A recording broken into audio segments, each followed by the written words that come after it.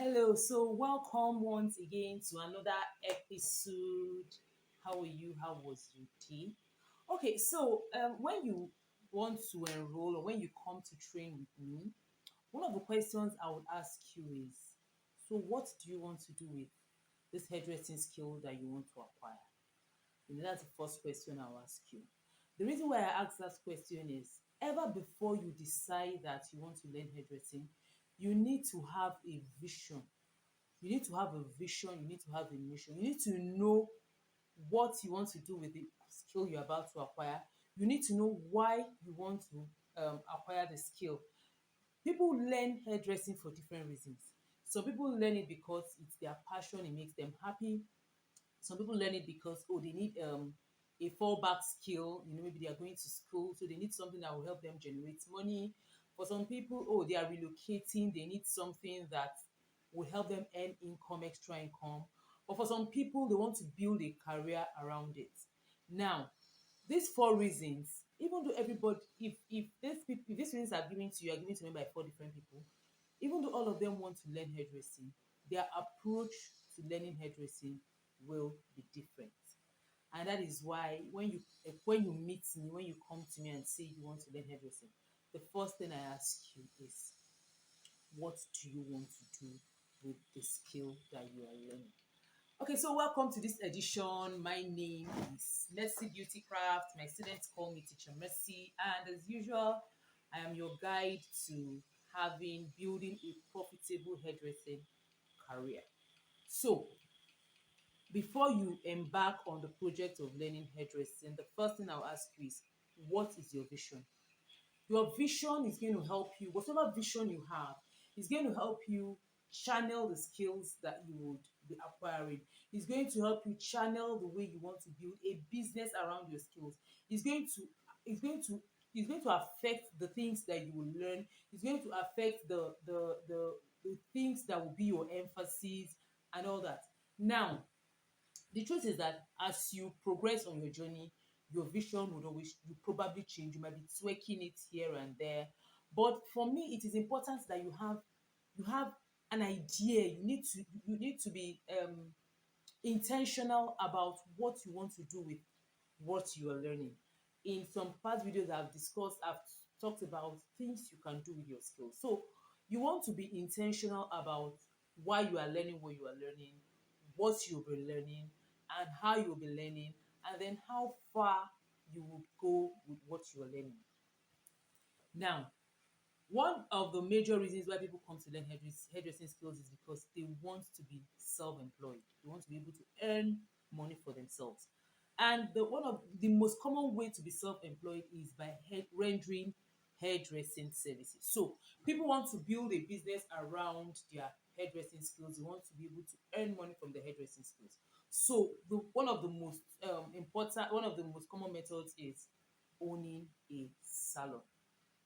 Now, if you want to start up your hairdressing business, there are about four ways you can start up your hairdressing business.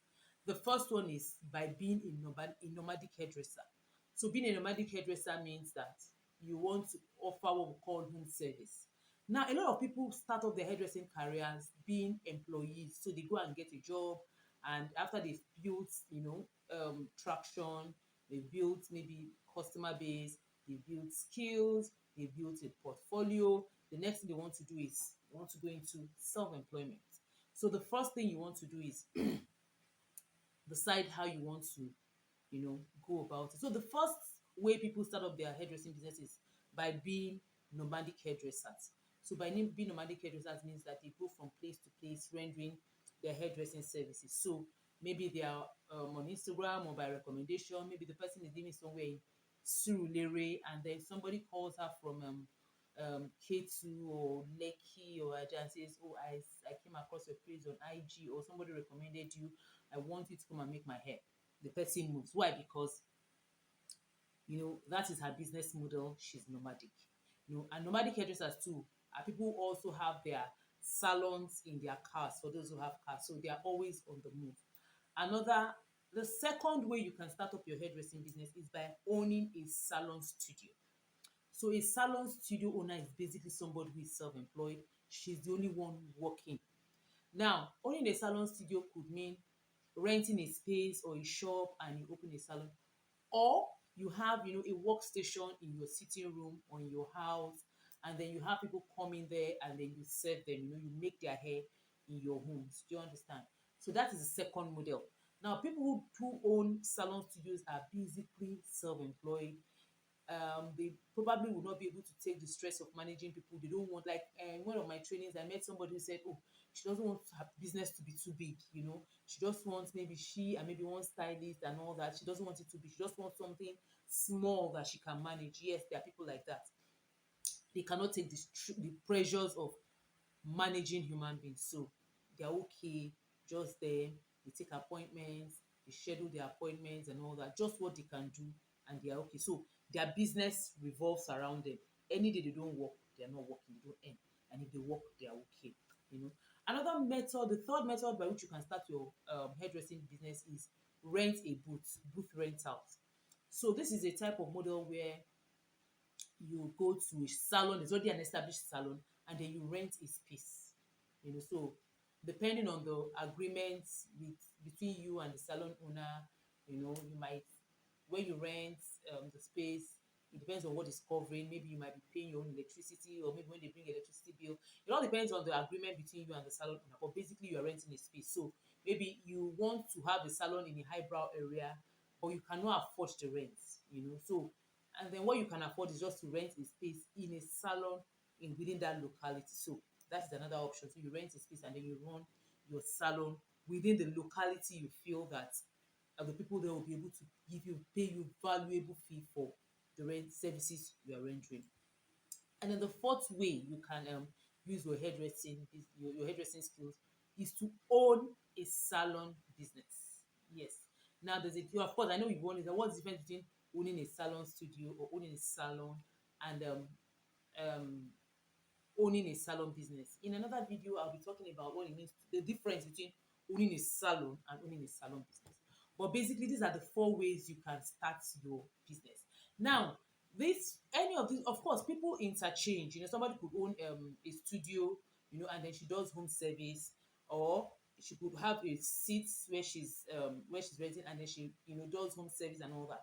Now, all these things will be how you will now run your business will now be in your business plan.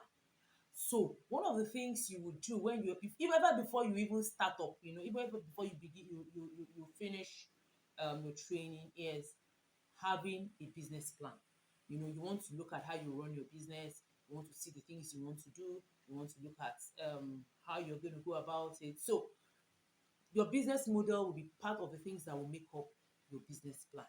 So in subsequent videos, I'll be talking about the difference between owning a salon and owning a salon business.